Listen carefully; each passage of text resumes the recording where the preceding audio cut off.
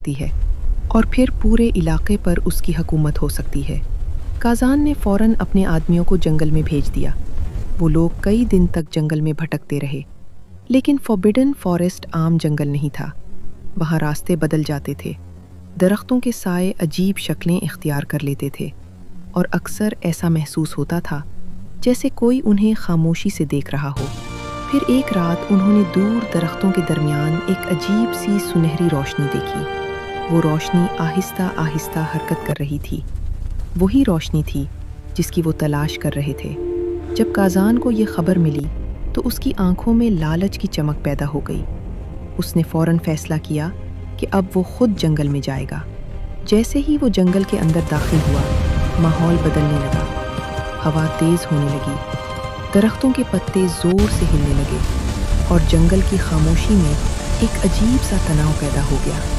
ऐसा लग रहा था जैसे जंगल खुद इस अजनबी को पसंद नहीं कर रहा। इसी दौरान इलारा को भी एहसास हो चुका था कि कोई ख़तरनाक शख्स जंगल में दाखिल हो चुका है।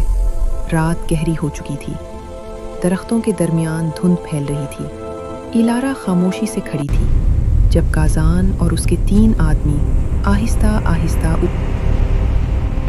This forest is protected. Turn back now or face the wrath of the ancients. Your light will not stop me.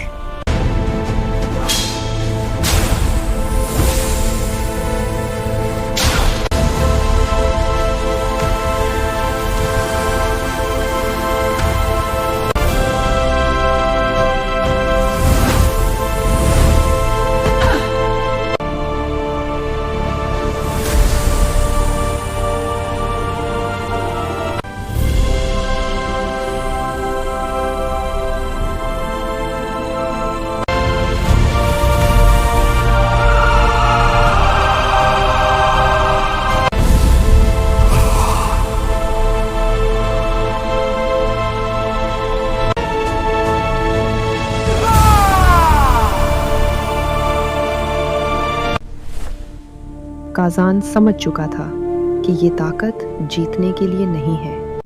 ये जंगल की रूह है और जंगल किसी जालिम को कबूल नहीं करता।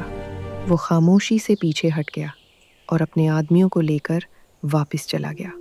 रात दोबारा पुरसुकून हो गई। इलारा दरख्तों के दरमियान खड़ी आसमान को देख रही थी। उसकी सुनहरी रोशनी आहिस्ता आहिस्ता मद्धम हो रही थी। जंगल एक बार फिर महफूज था और गांव के लोगों को कभी मालूम भी नहीं हुआ कि उनकी खामोश मुहाफिज ने एक और ख़तरा ख़त्म कर दिया था।